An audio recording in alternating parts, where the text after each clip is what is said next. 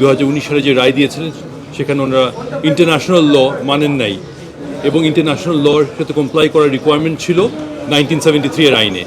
এটা একটা খুব বড় একটা গ্রাউন্ড এবং আইনি বলা আছে মানতে হবে আন্তর্জাতিক আইন, ওনারা মানেন নাই। এই মেইন গ্রাউন্ডে রিভিউ অ্যালাউ হয়েছে।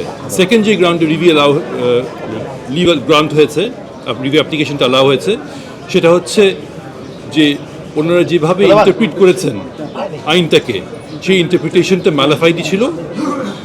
এই গ্রাউন্ড আমরা নিয়েছি, এটা আমাদের বক্তব্য ছিল এবং এই গ্রাউন্ডেও আমাদের রিভিউ অ্যাপ্লিকেশনটা অ্যালাউ হয়েছে এবং লিভ গ্রান্ট হয়েছে। এই দুটো মেইন গ্রাউন্ডে আজকে রিভিউ অ্যাপ্লিকেশনটা অ্যালাউ হয়েছে এবং লিভ গ্রান্ট হয়েছে। আর পরবর্তী ডেট হচ্ছে 22শে এপ্রিল, যেদিন মূল এপিলটা শুনানি হবে। এই যে 4টা গ্রাউন্ডে লিভ দেওয়া হলো, ওই 4টা গ্রাউন্ডে মূল এপিলটার শুনানি হবে। আন্তর্জাতিক আইন যেভাবে বাদ দেওয়া হয়েছে সেটা হচ্ছে ম্যালাফাইডি ছিল, ম্যালাফাইড ইন্টারপ্রিটেশন ছিল। কারণ আইনে স্পষ্ট বলা আছে আন্তর্জাতিক আইন মেনে রায় দিতে হবে। এটা ওনারা মানেন নেই এবং ওনারা যে ব্যাখ্যা দিয়েছেন সেই ব্যাখ্যাটা আন্তর্জাতিক আইনের বিরুদ্ধে ছিল। কোর্ট একটা শেষ করে 3 নম্বর পয়েন্ট ছিল এই কেসের সাথেই রিলেটেড, সেটা হচ্ছে যে ফ্যাকচুয়াল পয়েন্ট ছিল। ফ্যাকচুয়াল পয়েন্ট হচ্ছে যে অনেক দূর থেকে দেখেছে, 3 কিলোমিটার থেকে আইডেন্টিফাই করেছে, 5 কিলোমিটার থেকে আইডেন্টিফাই করেছে। এটা হিউম্যানলি পসিবল না একটা মানুষকে আইডেন্টিফাই করা 5 কিলোমিটার দূর থেকে। এটা ছিল 3 নম্বর পয়েন্ট।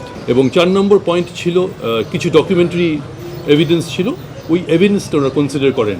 ওনারা বলেছেন যে সাক্ষী দিয়েছে উনি বলেছেন যে এটিএম আজহারুল ইসলাম আমার ক্লাসমেট, কিন্তু ডকুমেন্টে দেখা যাচ্ছে আসলে ক্লাসমেট না। আচ্ছা, কোর্ট কিছু প্রশ্ন তুলেছিলেন যে আব্দুল কাদের মোল্লার কেস নিয়ে 104 এবং 5 সংবিধান অনুচ্ছেদ অনুযায়ী এবং একই সাথে আর্টিকেল 47, 1, 3 এগুলো নিয়ে প্রশ্ন তুলেছেন যে যেই গ্রাউন্ডে আগের সাজাগুলো রাখা হয়েছে, রিভিউগুলো রিজেক্ট করা হয়েছে, সেটা কোর্ট কী বলতে চেয়েছেন, কী প্রশ্ন তুলেছেন কোর্ট? প্রশ্নটা ওরকম ছিল না। প্রশ্ন হচ্ছে রিভিউটা কোন আইনে হয়েছে, রিভিউটা কি আর্টিকেল 105-এ হয়েছে কি না, এটা নিয়ে প্রশ্নটা রেজ হয়েছে। আমাদের এটা ক্লারিফিকেশন করে দিয়েছি কোর্টকে আমরা, যে এটা রিভিউ নট আন্ডার আর্টিকেল 105, এটা রিভিউ হয়েছে কোর্টের ইনহারেন্ট পাওয়ারের আন্ডারে। এটা আব্দুল কাদের মোল্লা জাজমেন্টে ডিসাইড করা হয়েছে এবং আমরা ওভাবেই এসেছি। এখানে আমরা যেটা চ্যালেঞ্জ করেছি এই রিভিউতে, আমরা পুরো প্রক্রিয়াটাকে চ্যালেঞ্জ করেছি। ডেফিনেটলি আমরা পুরো প্রক্রিয়াটা বলছি, আব্দুল কাদের মোল্লা সাহেবের যে রায় দেওয়া হয়েছে ওই রায়টা ইনকারেক্ট, এটা আমরা চ্যালেঞ্জ করেছি। এখন যদি ক্রিমিনাল পিলে যখন শুনানি হবে, যদি আমাদের বক্তব্য অ্যাকসেপ্ট করে, অবভিয়াসলি এটা কোয়েশ্চেন রেজ হবে আব্দুল কাদের মোল্লা সাহেবের রায় এবং তার পরবর্তীতে যত রায় হয়েছে ওটার মিসক্যারেজ অফ জাস্টিস হয়েছে কি না ওটা আমরা এক্সপ্লোর করতে পারবো।